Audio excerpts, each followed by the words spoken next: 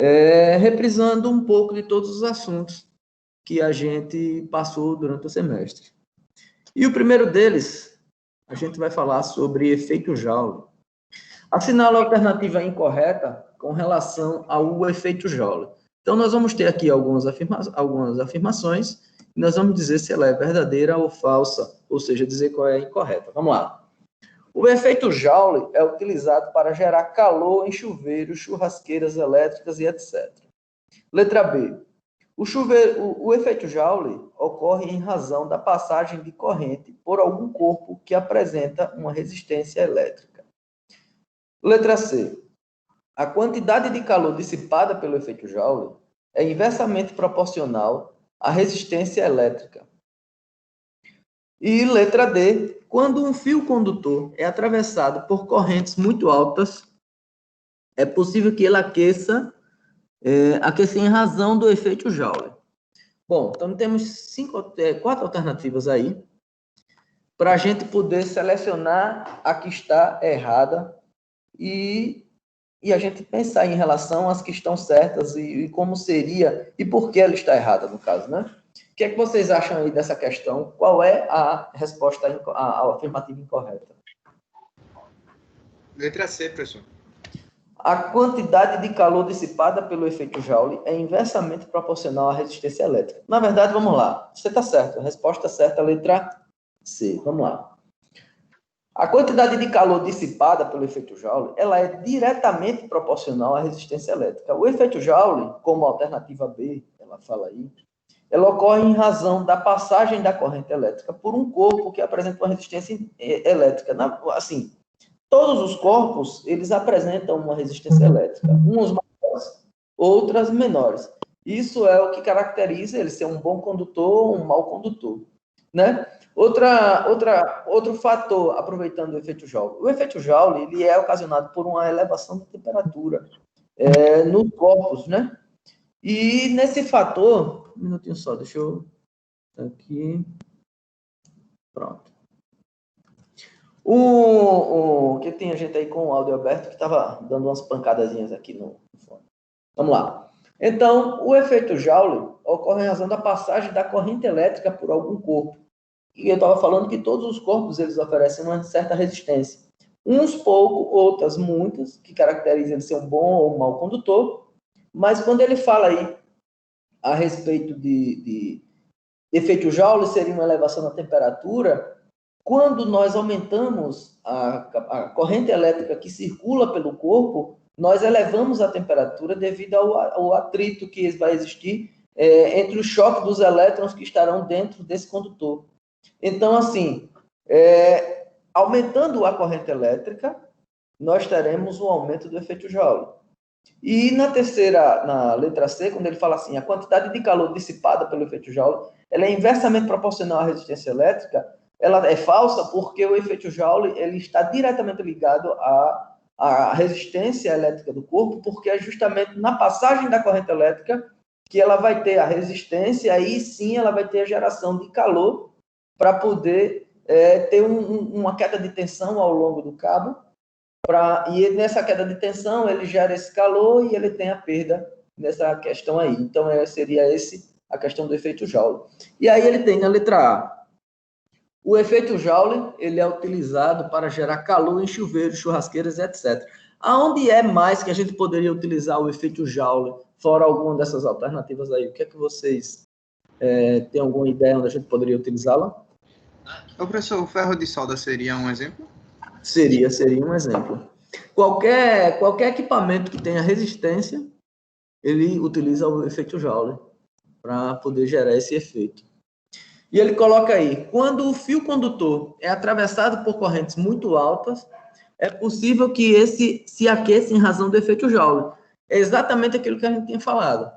Quando nós temos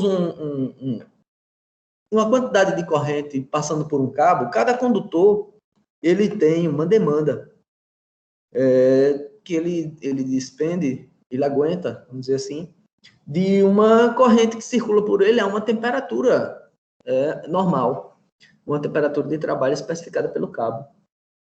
Mas se a gente elevar essa corrente, essa temperatura desse condutor vai elevar também, por conta do aumento da corrente elétrica que vai estar circulando pelo cabo. Tranquilo aí em relação a essa daí? Tudo certinho? Podemos passar para o próximo? Alguma dúvida? Tudo certo, né? Vamos para a próxima pergunta. Em um fio com resistência ohmica de 0,5 ohms, é estabelecida uma corrente elétrica de 0,5 amperes, durante um intervalo de tempo de 1 minuto. Assinale a alternativa que apresenta a quantidade de calor dissipado pelo fio em joules. Eu tenho aqui, a fórmula seria essa, a quantidade de carga, no caso, né? Vai ser igual a corrente elétrica ao quadrado, multiplicado pela resistência, multiplicado pelo tempo. Façam aí rapidinho essa questão, eu vou estar por aqui aguardando vocês. Qual é a resposta correta dela?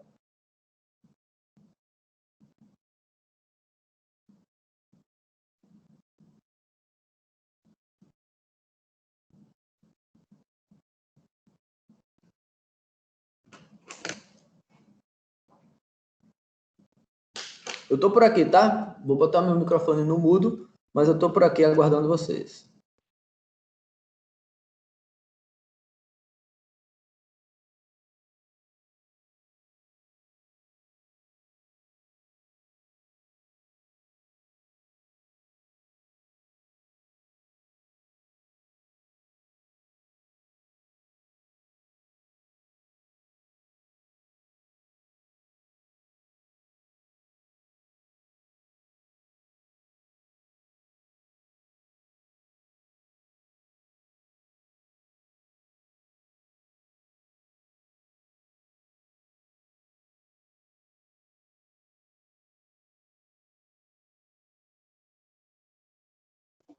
Professor,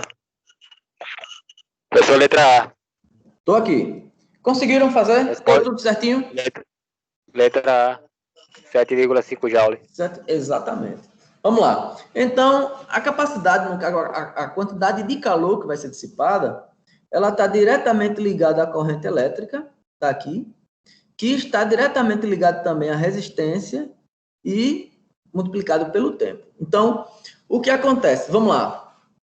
O que é que isso significa aqui? O que é que essa informação passa para a gente?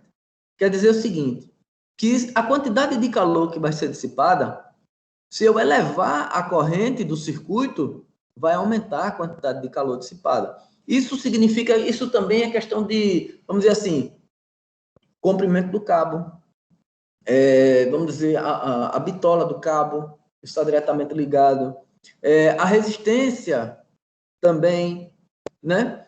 E aqui nós temos aqui o tempo, só que em linguagem científica, o tempo ele é medido em segundos. Ele aqui especificou minutos, a gente vai ter que transformar de minutos em segundos. Então, vamos lá. Q vai ser igual a corrente elétrica que ele estabelece aqui. Vamos lá, resistência ohmica de 0,5 ohms, estabelecido por uma corrente elétrica, está aqui, corrente elétrica, de 0,5 amperes, durante um intervalo de tempo de 1 minuto. Tempo vai ser igual a 1 minuto, que é igual a 60 segundos. Então, assinala a alternativa que representa a quantidade de calor dissipada. Substituição de forma simples. Vamos lá aqui, 0,5, que é a corrente, isso elevado ao quadrado, multiplicado pela resistência, que é 0,5, multiplicado pelo tempo, que é 60 segundos. Então, a quantidade de calor dissipado vai ser igual a 0,5 ao quadrado dá 0,025, é isso? Deixa eu ver aqui. Vou ver aqui a calculadora. 0,5 ao quadrado dá 0,25. Então, 0,25 vezes 0,5 vezes 60. Então, vamos fazer 0,25 vezes 0,5 vezes 60 dá igual aqui a 7,5 joules. Então, está aqui a resposta.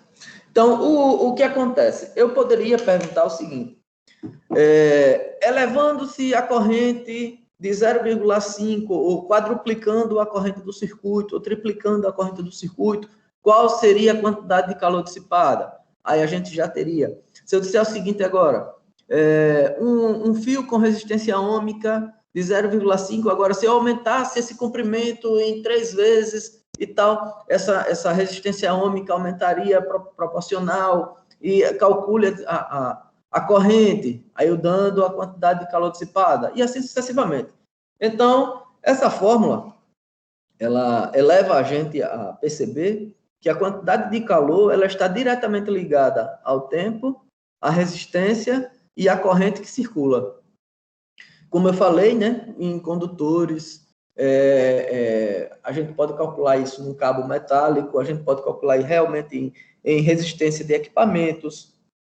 Como é que eu faço para fazer um assador, fazer um aquecedor, fazer um ferro de solda, alguma coisa nesse sentido, um chuveiro elétrico. Então, eu já tenho aí como calcular a resistência, corrente, o tempo que ele vai ficar ligado, qual é a quantidade de calor dissipada, dá para a gente poder dar uma caminhada sobre isso aí. Beleza? Ô, professor, Oi, sim. mas esse caso aí é uma relação direta, tudo bem, mas ele não trata a seção transversal Corretamente. do condutor, entendeu? Exatamente, Aí, por exatamente. exemplo, se por acaso a questão pedisse a seção transversal, a gente fazia justamente aquele cálculo de Rho, não é isso? Exatamente, isso.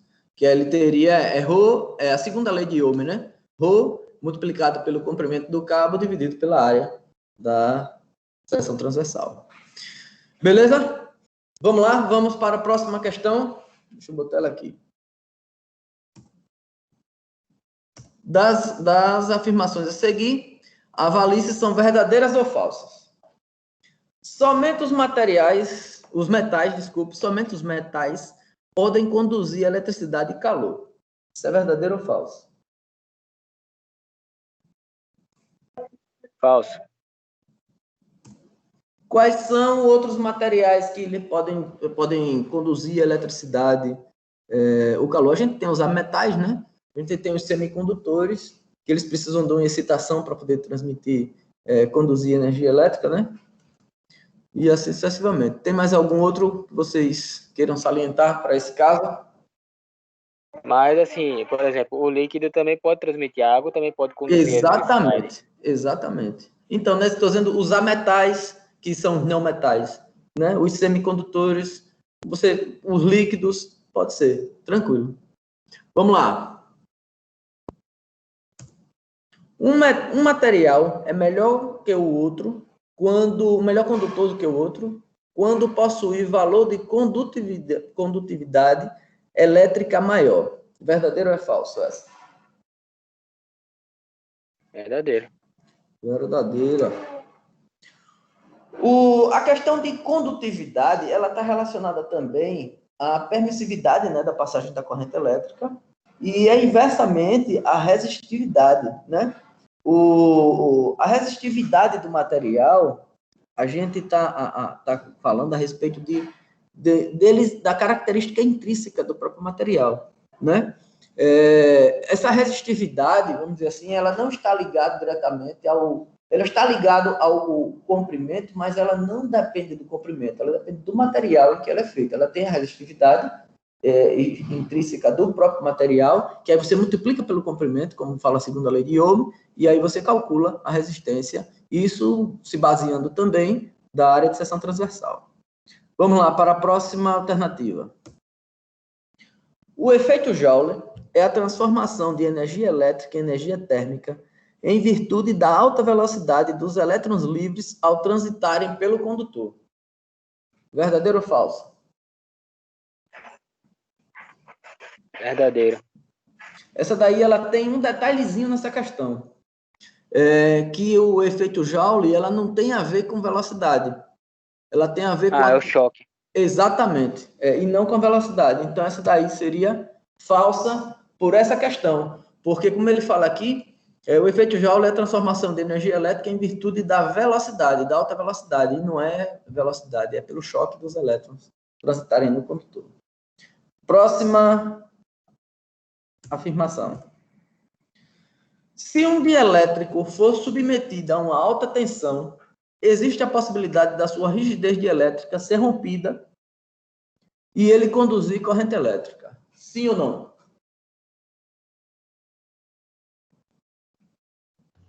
Sim. Sim. Exatamente, verdadeiro. O fato dele ser um dielétrico não significa dizer que a resistência dele não possa ser ultrapassada, né? Quando a gente fala de elétrico, a gente pode dizer que seria um isolante.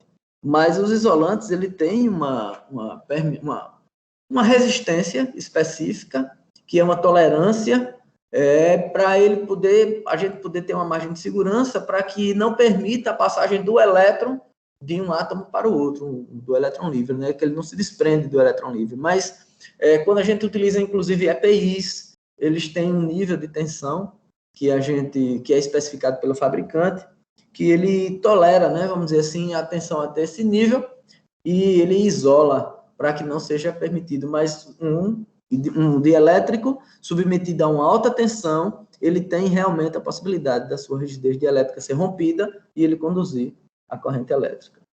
Próxima afirmação. Não existe a possibilidade de um dielétrico conduzir corrente elétrica. Essa daí ela contrapõe até a anterior, né? Essa daí é falsa, porque como a gente acabou de falar na anterior, o dielétrico pode conduzir corrente elétrica sim. O efeito Joule expressa a relação entre o calor e o campo magnético gerado em um condutor. Verdadeiro ou falso essa?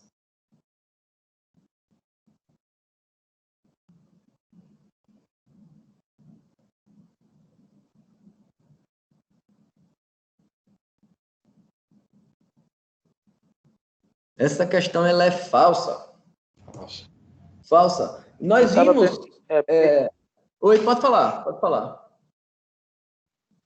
Porque, na verdade, o efeito Joule é a transformação de energia em energia térmica. E o campo magnético é justamente a conversão de energia elétrica em energia magnética. Não tem nada a ver uma relação com a outra, não tem nada a ver. Exatamente, muito bem, perfeitamente. Vamos para a próxima afirmação. O fenômeno dos raios é possível porque as nuvens atritam-se gerando eletricidade estática e os elétrons em excesso aproveitam a alta condutividade do ar e vêm até a Terra. Verdadeiro ou falsa essa? Verdadeiro. E aí, eu considero como falsa porque tem a diferença de potencial entre o campo, entre o solo e as nuvens. Aí tem que ver. É justamente essa questão da diferença de potencial. Essa afirmativa ela é falsa porque tem a questão da diferença de potencial, mas também existe porque o ar, quando ele fala aqui, a alta condutividade do ar. Na verdade, o ar é um isolante, né? Não é altamente condutivo. Ele precisa de uma excitação para que haja a quebra da sua rigidez dielétrica. Né? Quando ele fala aqui, aproveitar a alta condutividade do ar, ele trata como se o ar fosse um condutor, mas na verdade o ar é um isolante. Né? Aí existe realmente essa diferença de potencial da Terra com as nuvens, e ele precisa romper essa rigidez dielétrica por umidade, né? No caso, ele vai ionizar o meio, e aí ele faz esse rompimento, mas o ar não é um autocondutor de energia. É nessa questão aí. Vamos para a próxima afirmação.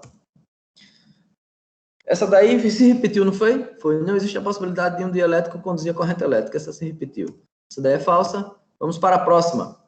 Os isolantes também podem ser chamados de dielétricos. Verdadeiro ou falso?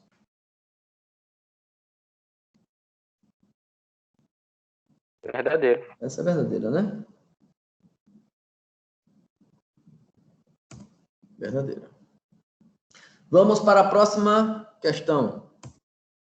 Bom, duas esferas metálicas A e B, de raios R e 3R, respectivamente, são postas em contato. Inicialmente, A possui uma carga de 2Q positivo e B uma carga de menos Q. Após atingir o equilíbrio eletrostático, as novas cargas A e B passam a ser respectivamente.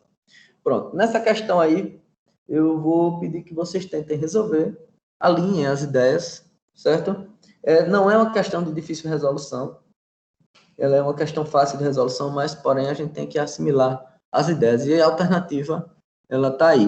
Então, tentem resolver, que daqui a pouco a gente resolve ela também, tá ok?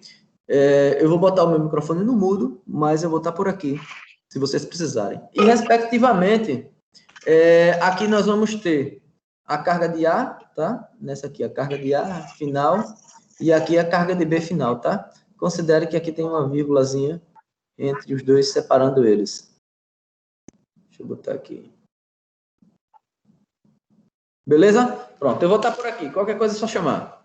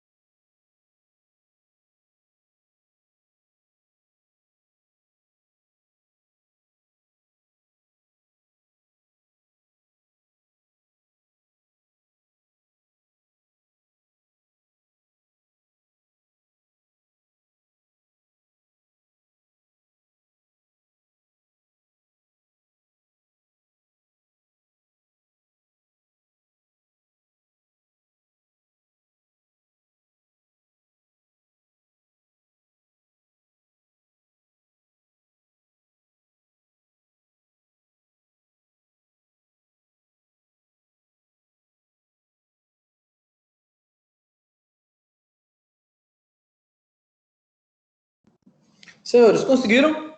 Deu tudo certinho aí? Como é que vocês estão aí? Como é que está o andamento?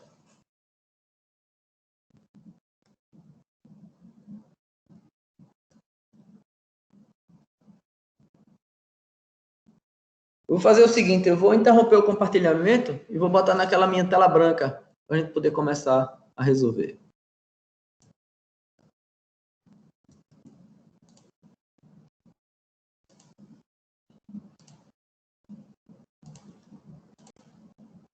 Pronto, estão conseguindo enxergar ela aqui? Essa daí é um pouquinho maior. Dá para a gente poder dar uma conversada aqui a mais. Sim, professor. Beleza. Então, vamos começar. Vocês conseguiram ou não? Estão em andamento? Querem que eu comece ou aguardo vocês mais? Eu consegui, mas eu queria saber como é a resolução do senhor. Certo. Qual foi a alternativa que você encontrou? Eu marquei a letra D. Exatamente, é isso mesmo. Vamos lá, vamos fazer. Então, o que acontece? A gente vai fazer o seguinte aqui. Quando ele fala aqui, duas esferas metálicas A e B de raios. Então, vou botar aqui, raio de A vai ser igual a R. Raio de B vai ser igual a 3R. Pronto. Respectivamente, são postas em contato. Inicialmente, A possui uma carga. Vou botar aqui, carga de A vai ser igual a mais 2Q. E a carga de B vai ser igual a menos Q. Pronto, esses são os dados da questão que a gente vai utilizar em relação que está dado aqui no enunciado. Então, ele diz o seguinte, após atingir o equilíbrio eletrostático, quer dizer, quando a esfera A, vou botar ela aqui, A ela tem um raio R, tá aqui, vou botar ela aqui, um raio R, esfera A, e a esfera B, agora aqui vamos desenhar a esfera B, vou ver se eu consigo.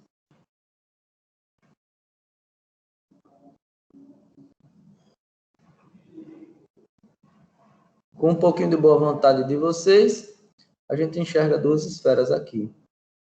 Vamos lá. A outra esfera R, aqui, que seria a esfera B, e o raio da esfera B vai ser 3 R's. Então, 3 R's aqui. Então, nós temos duas esferas que são postas em contato. Então, nós vamos ter que, no final, nós vamos encontrar uma carga de A igual a uma carga de B. Por isso que ele fala no equilíbrio eletrostático. Só que para eu poder diferenciar essa carga de A e essa carga de B, dessa carga de A e essa carga de B, eu vou chamar essa aqui de carga de A' e carga de B', seriam iguais. Então, o que acontece? Quando a gente fala de equilíbrio eletrostático, eu vou dizer aqui primeiro que a carga de A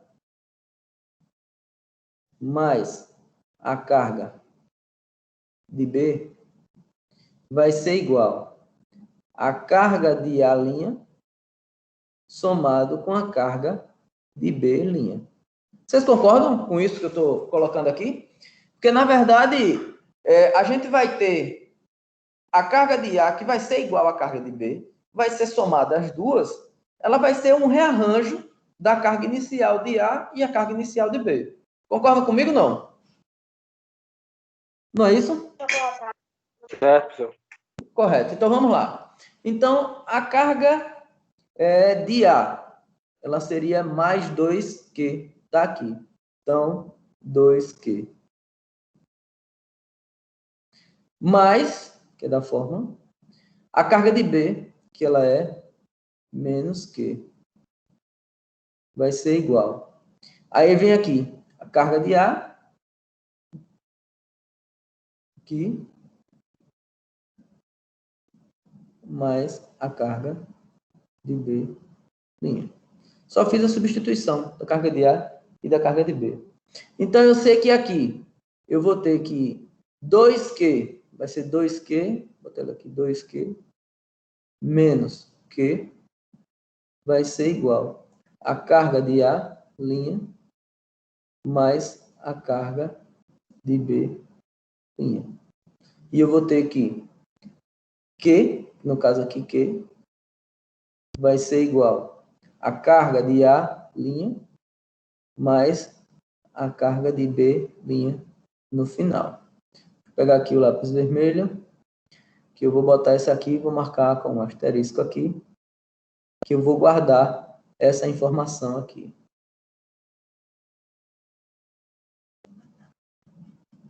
Equação 1. Beleza? Até agora tá tranquilo? Tá sossegado, né?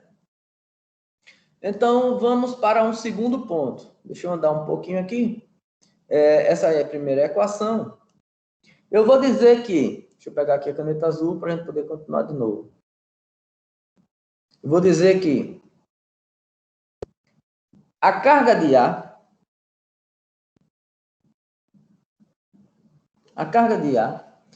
aqui linha, ela vai estar para o raio de A, assim como a carga de B,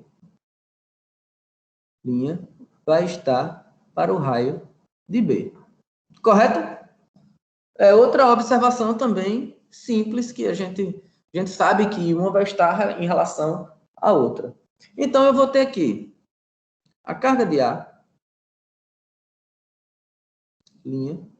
vai estar para o raio de A, que é R, assim como a carga de B, vai estar para o raio de B, que é 3R. E aí, agora vamos do meio para os extremos. Deixa eu fazer aqui. E eu vou obter que... Vou botar aqui 3R vezes Q de A vai ser igual a R vezes a carga de B'. Então, eu posso dizer que... Vou inverter aqui essa ordem. Eu posso dizer que a carga de B' vai ser igual a 3R carga de A', dividido por R. Esse R eu corto com esse R. Carga de B', vai ser igual a 3 carga de A'. Essa outra daqui, essa outra informação, eu vou guardar ela também. Aqui, vou guardar ela. E vou ter a minha equação número 2. Então, em relação a isso aí, eu já poderia até fazer uma consideração de uma com a outra, quando eu digo aqui o seguinte, ó. Eu posso dizer aqui, deixa eu pegar ela aqui agora. Substituindo, vou botar aqui, substituindo 2 em 1. Vou pegar esse 3 carga de A aqui e vou substituir nessa daqui. Então, vou ter que Q vai ser igual a carga de A' mais 3 carga de A'. Então, meu Q vai ser igual a 4, aqui no caso, né? Carga de A, o Q vai ser igual a isso aí, 4 carga de A'. E eu posso dizer que a carga de A' vai ser igual a Q sobre 4. Foi assim que você fez? Você encontrou isso? Eu já encontrei a carga de A. Então, se eu vier na equação em si, deixa eu trazer ela um pouquinho para cá, eu já vou ter a carga de A, Q sobre 4. Q sobre 4. Então, das alternativas que eu tenho Q sobre 4, eu já tenho a letra D aqui. Então, deixa eu marcar aqui a letra D. Agora, vamos provar se a outra é exatamente 3Q sobre 4. Vamos ver. Então, já que eu tenho o valor da carga de A, eu vou pegar aqui e vou substituir o valor da carga de A aqui na carga de B. Então, dando continuidade, isso aqui, deixa eu chamar essa daqui de equação 3, só para a gente alinhar as ideias. Equação 3. Então, agora vamos lá. Substituindo 3 em 2. Então, eu vou ter carga de B, linha, vai ser igual a 3 vezes carga de A, linha, que é essa fórmula daqui, né? Essa daqui que a gente taxou ela aqui. Então, carga de B, linha, vai ser igual a 3 vezes Q sobre 4. E nós vamos ter que a carga de B, linha, vai ser igual a 3Q sobre 4. Vou só pegar ela aqui.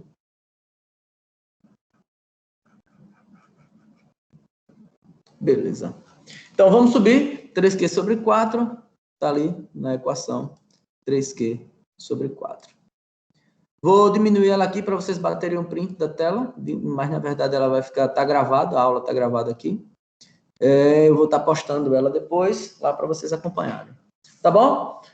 E aí, pessoal, entenderam essa questão? Foi tranquila? Foi difícil? Foi fácil? O que é que vocês acharam dela aí? Foi sossegado? Tranquilo, professor. Foi tranquilo, né? Eu vou interromper o compartilhamento e vou voltar para outra tela lá.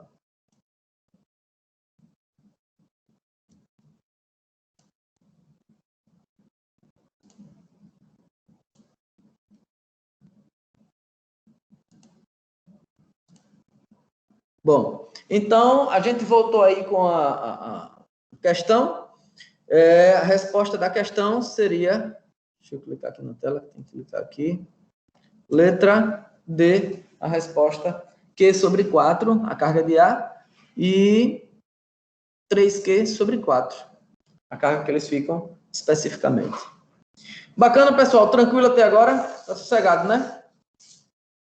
Vamos fazer o seguinte, vamos dar um intervalozinho de 15 minutos, são 8 horas, 8h15, a gente volta. Deixa eu interromper aqui o compartilhamento.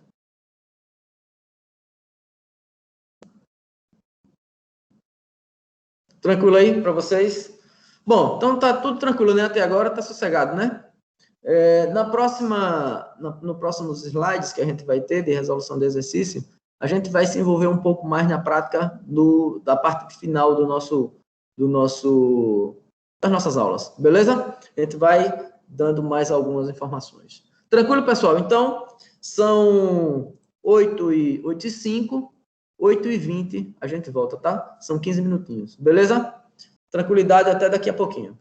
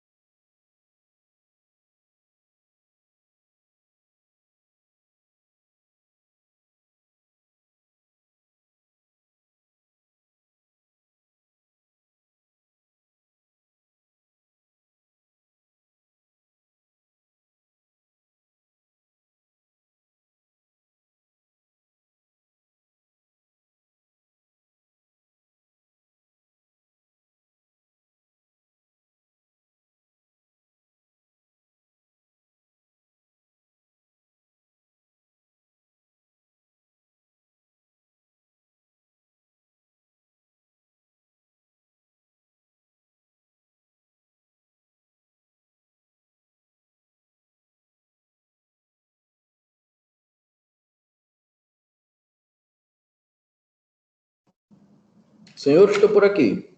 E aí, tá tudo certinho aí? Podemos continuar? Tá todo mundo por aí? Deixa eu... Sim, professor. Show de bola. Deixa eu botar aqui a tela. Deixa eu ver aqui o compartilhamento.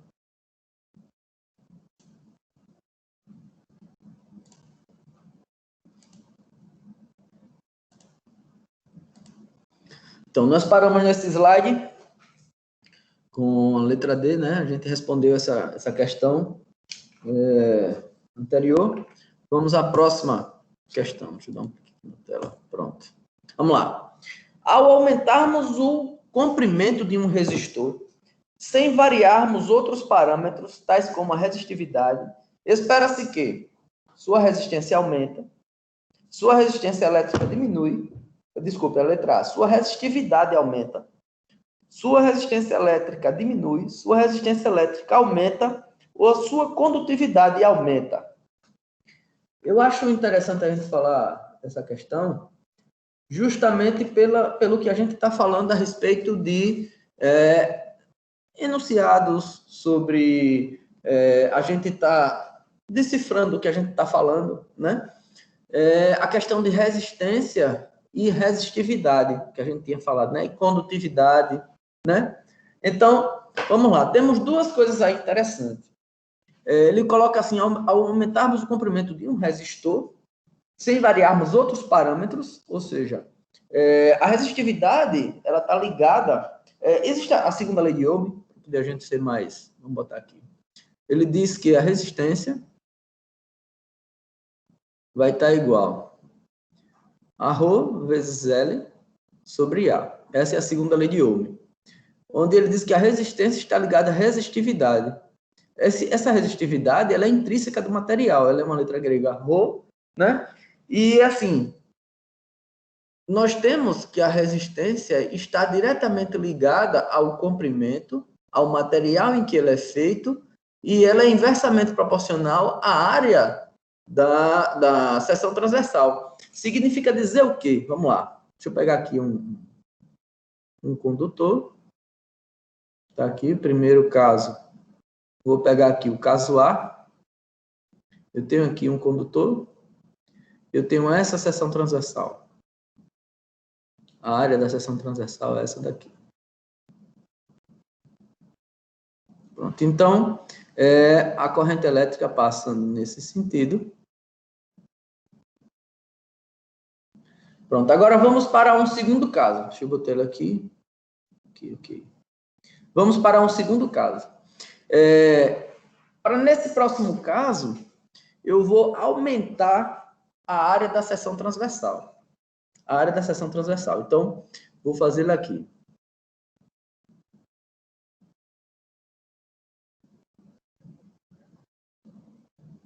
Se eu aumentar a área da seção transversal, do jeito que está aqui, do jeito que eu estou colocando aqui, eu vou ter aqui a diferença dela aqui.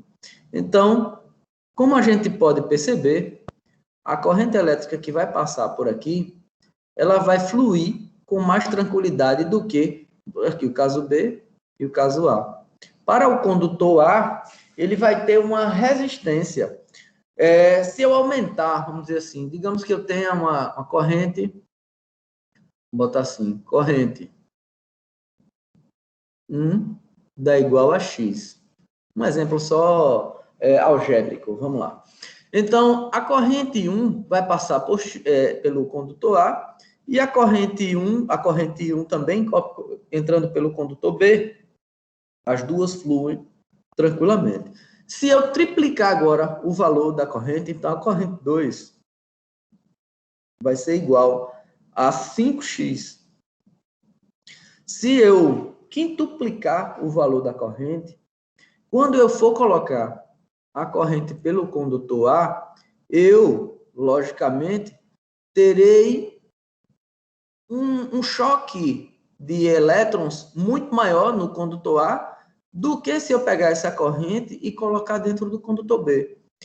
Isso significa dizer que no condutor B existe uma permissividade, existe uma condutividade maior, porque eu estarei aumentando a área da seção transversal. Porque se eu pegar e aumentar a área da seção transversal aqui, se eu tenho a área da seção transversal aqui para o condutor A, vai ser, vamos botar, 2,5 milímetros, ok? Se eu pegar nesse aqui agora e colocar 10 milímetros, eu estou aumentando 4 vezes a área da seção transversal. Se eu pegar aqui o valor de A e aumentar ele 4 vezes, 4A, eu estarei diminuindo a resistência total. Se eu aumentar o denominador, que é o fator de divisão, eu estarei diminuindo a resistência. É o que nós estamos exemplificando com esse desenho. Então, o que acontece? Se eu aumentar o comprimento de um condutor, ou seja, se eu pegar esse condutor A, agora aumentar esse comprimento desse condutor, agora a questão propriamente dita, vamos lá. Eu teria que o condutor A inicialmente era esse tamanho, tá aqui. Ele agora passa a ter esse tamanho, aumentou esse ΔL, né? Aumentou, teve essa variação de comprimento, mas não aumentou nem a bitola, nem mudou o material. O que é que vai acontecer com esse condutor? A resistividade vai aumentar? Não, porque a resistividade ele não tem a ver com ele tem a ver com o material em que ele é fabricado. Então a resistividade continua a mesma. A sua resistência elétrica diminui? Não. Se ela aumentou o tamanho, você multiplicando aqui pelo numerador, você aumentando o comprimento, você aumenta a resistência. Então essa aqui está errada.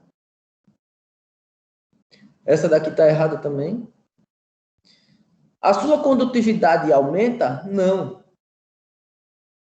Está errado porque vai aumentar, vai continuar a mesma porque é o inverso da resistividade, né? Continua do mesmo jeito. A sua resistência elétrica aumenta? Sim. Então, essa daqui seria a resposta correta. Letra C. Aumentando o comprimento do cabo, nós teremos uma resistência elétrica maior. Tranquilo isso aí? Ficou sossegado? Tá tranquilo esse entendimento aí pra gente, não? Tranquilo. Show de bola. Então, vamos lá. Então, na próxima questão, eu tenho aqui agora.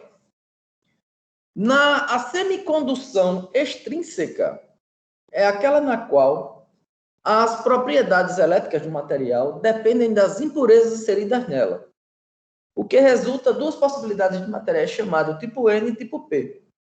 Para que isso aconteça, é necessário dopar um material semicondutor com uma impureza. Calcule a condutividade elétrica, a temperatura ambiente do germânio, dopado com 10 elevado a 21 átomos de fósforo por 1 metro cúbico. A mobilidade dos elétrons é de 0,38 metros quadrados por dividido por tensão vezes S. Então, nós temos aí a permissividade, seria essa formulazinha do canto, que seria aproximadamente N vezes E em módulo, vezes o Mi do relativo ao E. Então, calculem aí a permissividade dessa semicondução intrínseca e eu estou aqui com vocês, ok? Vou botar só o microfone no mudo, mas terminando o cálculo aí, daqui a pouco a gente volta.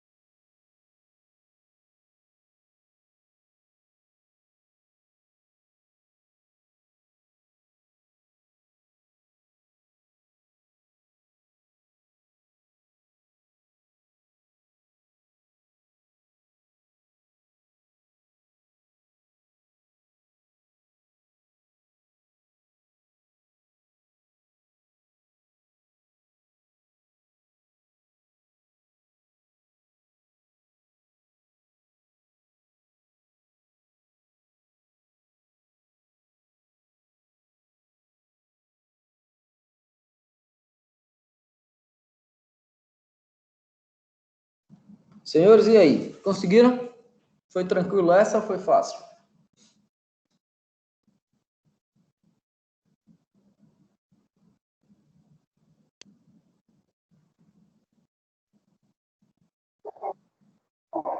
Tentando fazer aqui, Piton. Ah, beleza, tranquilo. Estou aqui na escuta. Letra C, professor. Letra C, vamos lá. Exatamente. Vamos lá, vamos tentar. Então, a fórmula seria, tá aqui. Condutividade elétrica vai ser igual a N vezes o módulo de E vezes o μ relativo, né? Então, condutividade elétrica vai ser igual. N, ele está aqui, ó, dopado com 10 a 21, vai ser 10 elevado a 21, multiplicado por E, só que ele é modular, né? Então, no caso aqui, não importa se ele é positivo ou negativo, o que importa é o valor, então, 1,6 vezes 10 a menos 19. Multiplicado pelo μ, que o μ está aqui, 0,38. E agora vamos efetuar a multiplicação. Só para poder ficar igual, observa que aqui nós temos a base 10, aqui nós temos a base 10 também, e aqui nós temos o 0,38, mas ele não está multiplicado com a base 10. Mas eu vou botar ele aqui, vezes 10 elevado a 0, porque qualquer número elevado a 0 é igual a 1. Um minutinho só, pessoal, me dá 10 segundos aqui, rapidinho, peraí.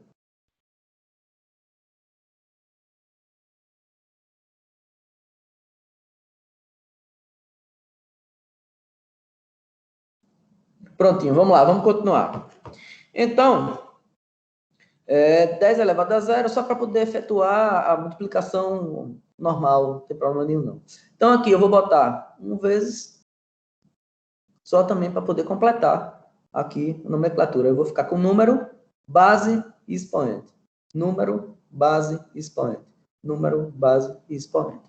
Então, vamos lá. Condutividade vai ser igual.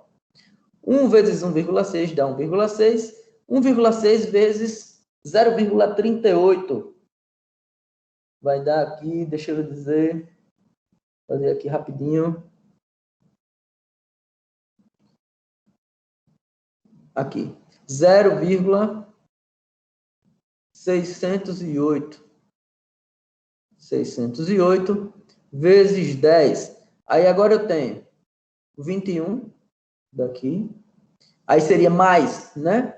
Mais porque como é multiplicação, a gente tem uma soma dos expoentes. Então, mais, bota ele aqui, mais, menos 19, mais 0, que foi só o complemento que a gente fez aqui. Então, condutividade elétrica vai ser igual a 0,608 vezes 10. 21 menos 19 dá igual ao quadrado.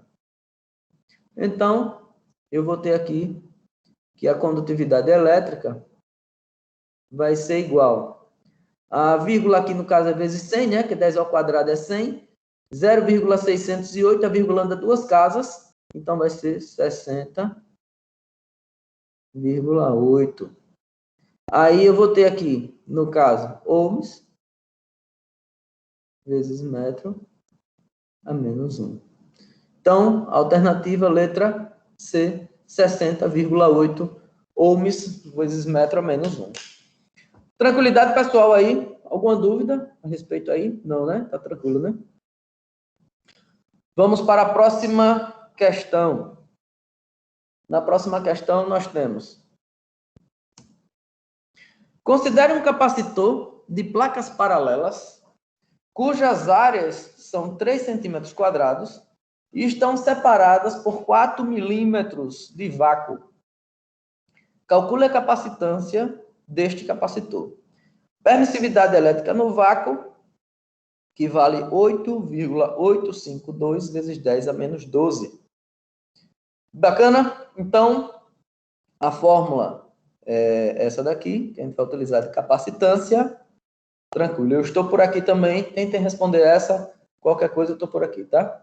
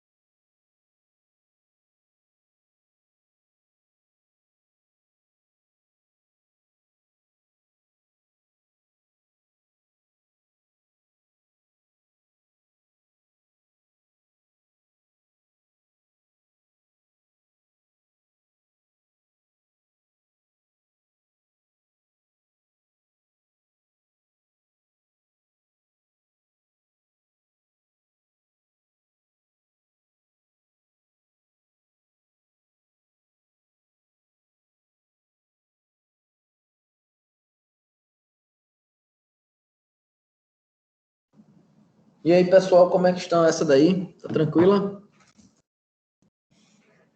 Ou tá dando trabalhinho também? Tô terminando aqui, professor. Boa, tá joia.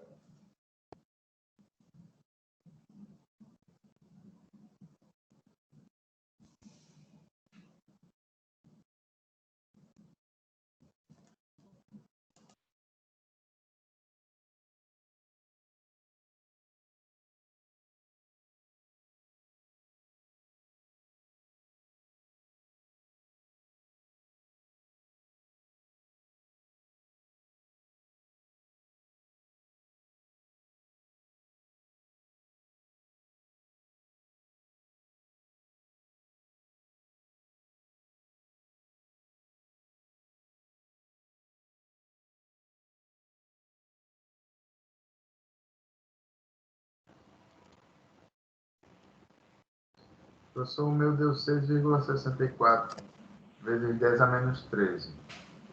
6. Eu acho que teve um errinho aí na conta. Tenta novamente aí pra gente ver quanto é que deu.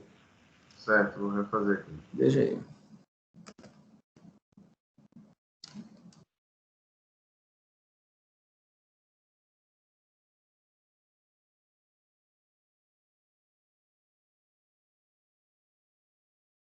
Professor, meu de uma coisa, só que é elevado a menos 12.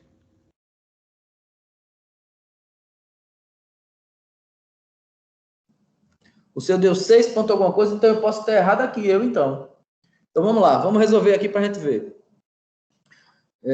Vamos tentar aqui, vamos botar aqui a fórmula para a gente poder resolver. Eu acho que essa daí dá para a gente resolver aqui nessa telinha. Vamos ver se a gente consegue. Então eu tenho que capacitância vai ser igual ao valor da permissividade multiplicado pela área multiplicado pela distância. No caso, aqui a área, né? Deixa eu ver aqui, tá. Vamos lá. Então, eu tenho aqui, capacitância vai ser igual.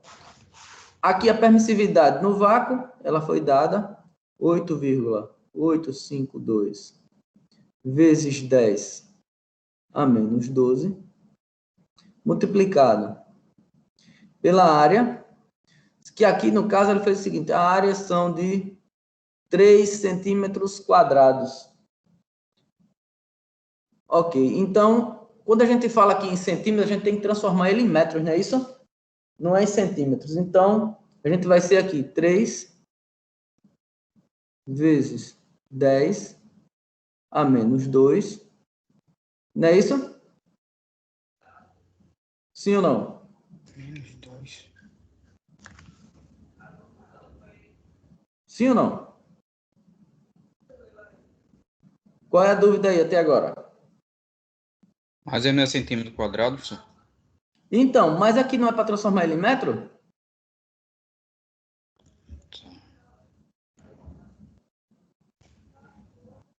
Vamos lá, vamos continuar. Dividido pela distância, que aqui no caso, vocês estão na dúvida desse menos 2 aqui, porque na verdade é 3 centímetros. Eu vou transformar ele de 3 centímetros em metros. Não é isso? Então, se 1 metro é 100 centímetros, 3 centímetros, ele vai dar quanto? 3 vezes 10 a menos 2, que é para poder ele subir para cá. Tá correto ou tá errado?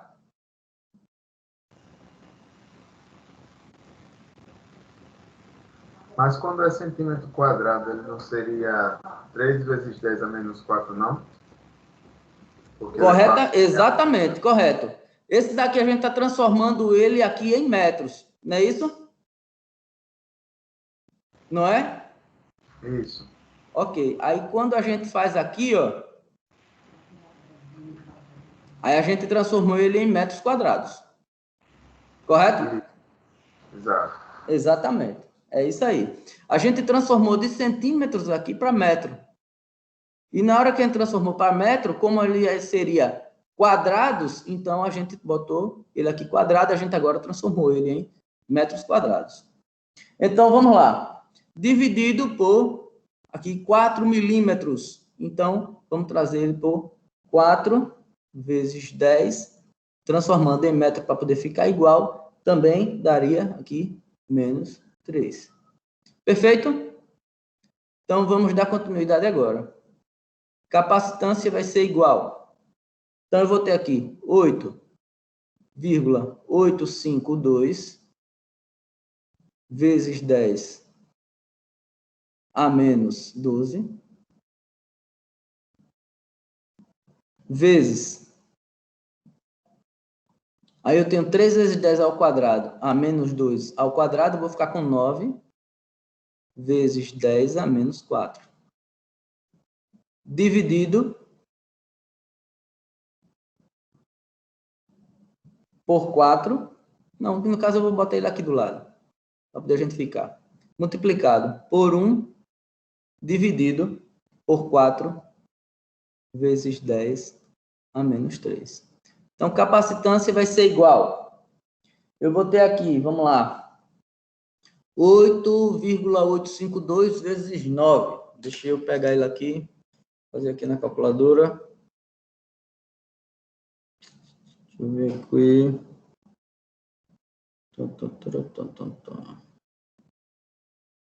8,852 multiplicado por 9. 79,668. Aí, vezes 10, aí vem aqui, menos 12. Aí, mais, né, porque é multiplicado, menos 4. E aqui, agora, como está dividindo, ele vai subir, subtraindo. Menos 3, então, mais 3. Então, eu vou ter que capacitância vai ser igual. Deixa eu ver aqui, tal. 79,6. Eita, desculpe. 79, aí no caso aqui, dividido por 4, né? 79 dividido por 4, tá aqui, ó. Esse 4 aqui eu não fiz, eu fiz só essa divisão aqui. 79,668 dividido por 4. Deixa eu ver aqui. Deixa eu botar ele aqui dividido por 4, né? Para poder a gente fazer a visão correta. Deixa eu botar ele aqui. Vai ser... Deixa eu ver aqui. Dividido por 4. 19,917 vezes 10, agora sim. 12 menos 4, menos 12 menos 4 dá menos 16, mais 3 dá igual a menos 13. Então, a capacitância vai ser igual. Como o número ele tem que ficar entre 1 e 9, então a vírgula tem que andar para cá. Então, vai ficar 1,99, 17, vezes 10 a menos quanto? Aqui? Menos 12, né? E aqui seria a resposta, tá? Aqui seria a resposta. Só que, como a gente fala em capacitância, capacitância ela é medida em Faraday, né? Menos 12 seria pico. Então, capacitância vai dar igual. Deixa eu botar ela aqui no cantinho, tá? Vou botar ela aqui só para poder a gente finalizar, porque aqui tem mais espaço. Capacitância vai ser igual a 1,99 vezes 10. Não, deixa eu apagar aqui. 1,99 pico Faraday. Essa seria a resposta. Tranquilo? Para ficar mais arrumadinho, teria que fazer na outra tela, né? Mas deu para entender? Ficou assim. Eu fiquei aqui. Nesse centímetro quadrado para metro quadrado, eu fiz no conversor online, né? Aí ele deu 0,0003. Ou seja, 3 vezes 10 a menos 4, não deu 9. Entendeu? O que eu fiz aqui, entendi. O que eu fiz aqui, eu transferi de centímetros para metros, né? Aí, depois que eu fiz centímetros para metros, eu multipliquei ele ao quadrado. Porque quando a gente faz aqui 3 centímetros... porque ele aqui já está dando centímetros quadrados em área, né? Não seria em medida única.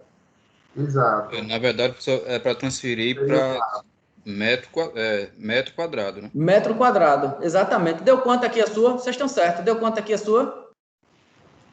Deu 3 vezes 10 a menos 4, é isso? Isso, foi isso. Então, vamos lá. Então, vamos apagar aqui. Vamos apagar aqui. Vocês estão certos. Aqui é porque ele já dá aqui centímetros quadrados, já é a área, não é isso? Não é a medida do lado, porque se fosse a medida do lado, daria 9, né? Tá certo, vamos lá, vamos lá. Aí deu quanto aqui? Vamos refazer. Deixa eu ver aqui e tal. Seria aqui, daria 3. 3, aqui tá certo. Vamos ver aqui. Deu quanto aqui? Vamos lá, 8,852 vezes 3. Deu quanto aqui? 8 vezes 3, 24. 26,55. 26,55. É isso? 556. 556. Beleza. Então, 26,556 dividido por 4 dá quanto aqui? 6,639. 6,639. Então, aqui vai dar igual, que a gente tem que trazer ele para picofarad, para ficar perto do número que é conhecido. Então, vai ser 0,66 vezes 10 a menos 12. Aqui vai dar 0,66 picofarad. Foi assim que deu o seu? Aproximado, né? Porque aqui tem um 39 aqui, do lado que a gente poderia colocar aqui. Daria um pouco mais aproximado. Deu isso aí o seu? Deu. É isso aí. Tá certíssimo agora. Tá ok. Vamos lá. Vamos para a próxima. Essa daí ficou tranquila, não foi? Tá sossegado, né? O erro aconteceu aqui quando ele fala em centímetros quadrados. Se ele colocasse cujo lado seria 3 centímetros, aí seria 3 vezes 3, aí daria 9. Tá certíssimo aqui agora, tá certo. Vamos lá. Próxima questão. Determine a tensão de saída de um transformador cujo enrolamento primário de 36 espiras recebe 220 volts de tensão. Saiba que o enrolador do secundário desse transformador é formado por 20 espiras. Qual seria a tensão de saída desse transformador? Essa é simples, né? Essa aí é rapidinho de resolver. Estou por aqui.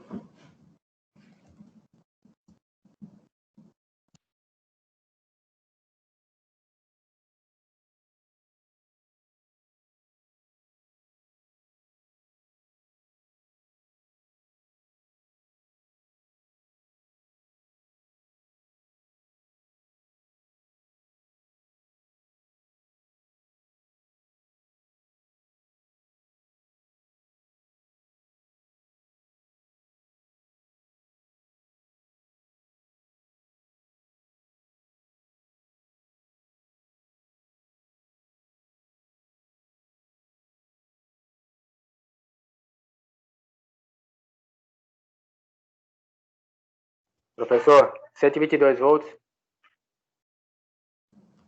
Deixa eu ver aqui. 125, né?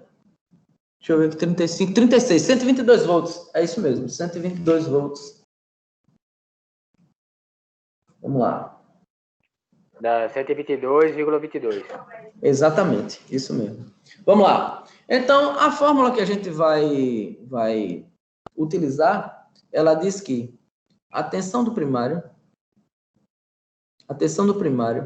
está para a tensão do secundário, assim como o número de espiras do primário está para o número de espiras do secundário. Vou trazer ela para cá. Tensão do primário está para a tensão do secundário, assim como o número de espiras do primário está para o número de espiras do secundário. Então, vamos lá. Sendo dessa forma, vamos substituir os dados. Determina a tensão de saída, no caso ele quer saber a tensão do secundário, ele não sabe, de um transformador cujo enrolamento primário tem número de espiras, número do primário, igual a 36. Recebe 220 volts, seria a tensão no primário, 220 volts. Saiba que o enrolamento do secundário tem formado por 20 espiras. Então, o número do secundário dá igual a 20 espiras. Substituindo, nós vamos ter que, aqui, tensão do primário dá 220, está para o número de tensão do secundário, é o que eu quero encontrar, tensão do secundário, vai ser igual, número de espiras do primário, 36, número de espiras do secundário, 20. Então, agora, meio pelos extremos, a gente vai ter que 36 tensão do secundário vai ser igual a 220 vezes 20. Então, 36 tensão do secundário vai ser igual. Vou botar aqui, vezes 2 vezes 10. Então, 440 vezes 10, 4.400. Dando continuidade, nós vamos ter que a tensão do secundário vai ser igual a 4.400 dividido por 36. E a tensão do secundário vai dar igual a 122, é isso? 122,22 volts. Todo mundo encontrou assim?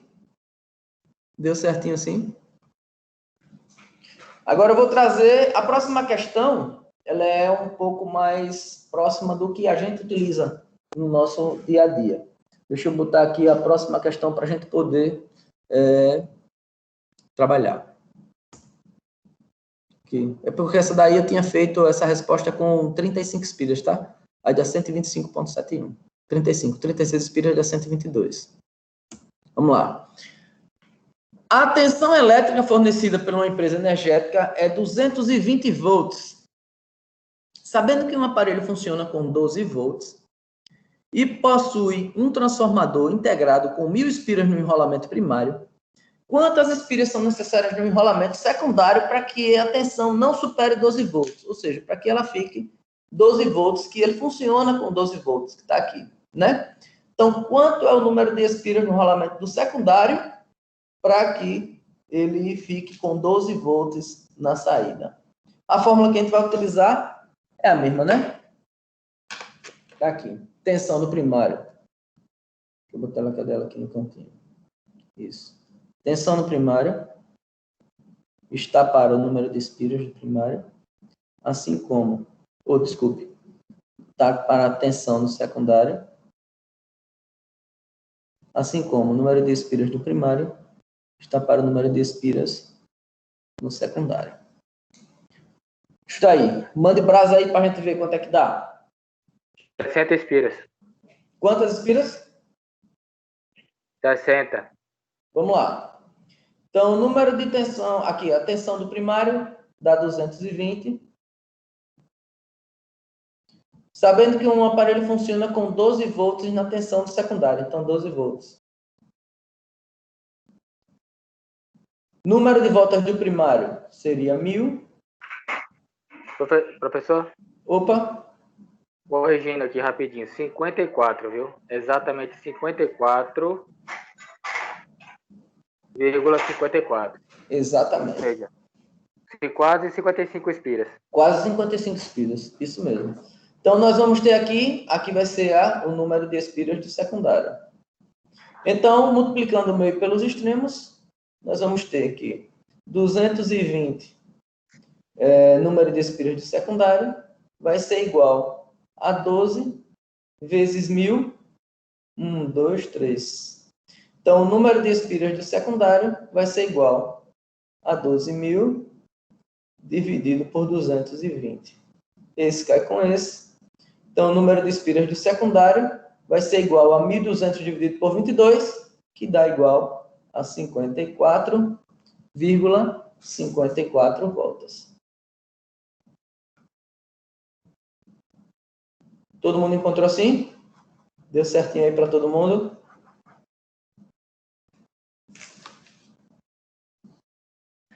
E aí, senhores? Deu certinho aí para vocês? Deixa eu interromper aqui o compartilhamento.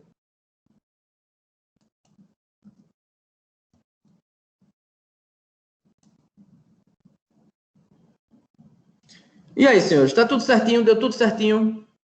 Foi o que vocês acharam? Foi tudo tranquilo? Tranquilo, professor. De boa, professor. Show de bola. Deixa eu parar a gravação da aula aqui.